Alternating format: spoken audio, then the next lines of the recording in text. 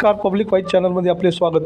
नुकतेच Maharashtra state transport कामगार संघटनेतर्फे राज्यभर निदर्शने व आंदोलन सुरू आहेत। यात कर्मचाऱ्यांच्या मागण्यात महागाई भत्ता, घरभाडे भत्ता, वेतनवाढ, भविष्य निर्वाह निधी, जाचकाठी व महिलांसाठी पाळणाघर मागण्यांचा मूळ समावेश आहे। ही निदर्शने राज्य परिवहन महामंडळ मध्यवर्ती कार्यशाळा चिकलठाणा येथे झाली। यावेळी SB पवार, VB हनवते, किरण शेलार व संतोष मस्के यांची उपस्थिती होती। एकतर्फी झालेली कामवाढ, एकतर्फी झालेली कामवाढ 1976 श्रमिक तासांची 1976 श्रमिक तासांची 1176 श्रमिक तासांची हम सब मल्टी ट्रेडच्या धोरणाबद्दल पुनरावलोकन, लायसन्सची सक्ती, लायसन्सची सक्ती, लायसन्सची सक्ती, हम सब महिलांचं पाळणाघर, महिलांचं पाळणाघर, महिलांचं पाळणाघर, स्टाफ बसची व्यवस्था, स्टाफ बसची व्यवस्था, स्टाफ बसची व्यवस्था, हम सब कामगार एकजुटीचा विजय असो। महाराष्ट्र एसटी कामगार संघटना विजय असो। महाराष्ट्र एसटी कामगार संघटनेचा विजय असो। मल्टी ट्रेडचं आखलेलं धोरण रद्द झालंच पाहिजे। मल्टी ट्रेडचं आखलेलं धोरण झालंच पाहिजे। महागाई भत्ता मिळालंच पाहिजे। महागाई भत्ता मिळालंच पाहिजे। कामगारांची कमतरता, कामगारांची कमतरता, रखडलेला DA मिळालंच पाहिजे। रखडलेला DA मिळालंच पाहिजे।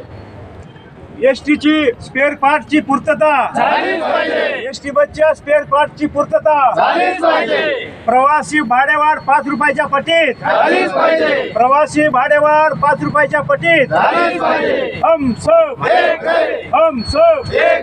हमारी मांगे पूरी करो, हमारी मांगे पूरी करो। एसटी कामगार संघटनेचा विजय असो। एसटी कामगार संघटनेचा विजय असो। हम सब रखडलेला आर्थिक भत्ता मिळालंच पाहिजे। रखडलेला आर्थिक भत्ता मिळालंच पाहिजे। एसटी कामगार संघटनेचा विजय असो। एसटी कामगार संघटनेचा विजय असो। स्पेअर पार्टचा पुरवठा, झालंच पाहिजे। स्पेअर पार्टचा पुरवठा, झालंच पाहिजे। भविष्य निर्वाह निधीच्या भविष्य निर्वाह निधीचं वितरण झालंच पाहिजे। हम सब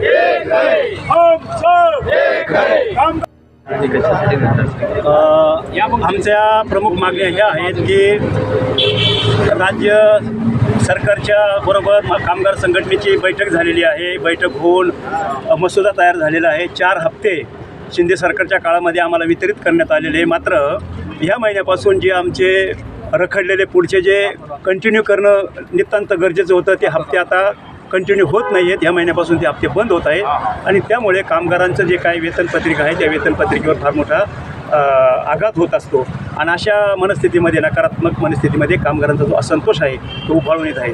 गेले 47% जो महागाई भत्ता आम्हाला आत्तापर्यंत देण्यात आलेला आहे, मात्र राज्य सरकारला आता 53% महागाई भत्ता लागू झालेला आहे। म्हणजे जवळजवळ 7% 2018पासूनचा जो आमचा फरक आहे, भत्त्याचा फरक आहे, घरभाड्याचा फरक आहे, वार्षिक वेतनवाढीच्या ERS-मधला 1% फरक आहे। हे सगळे जर का फरक बघितले तर ते दिवसेंदिवस वाढत चाललेले आहेत। जसं की आता 53% राज्य सरकारला अदा केलेला आहे, मात्र आम्हाला 46%वर अजून आमची बोलवून झालेली आहे।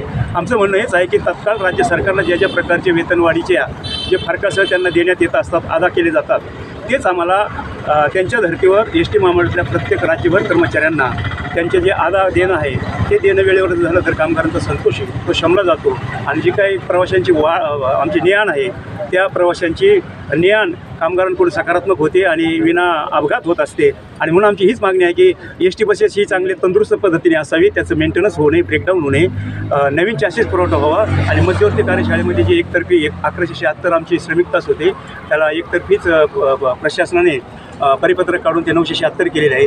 त्याचा पूर्ण जो ताण आहे तो यांत्रिक कर्मचाऱ्यावर पडत असतो आणि त्याचा विपरीत परिणाम त्यांच्या मानसिकतेवर आणि त्या कार्यक्षमतेवर आणि गुणवत्तेवर होत असतो.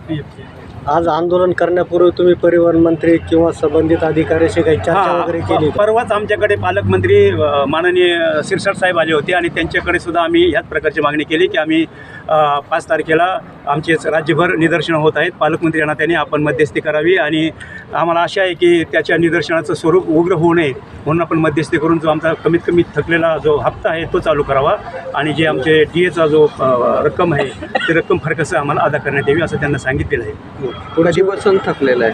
2018पासून आमचे DAचे हप्ते आहेत ना ते रिअरेजच्या रूपाने थकलेले आहेत. मात्र गेले 4 महिन्याच्या पूर्वी आम्हाला 46% जो एअरेज दिला आहे, परंतु त्याची जी फरकाची रक्कम आहे ती अद्याप दिलेली नाही.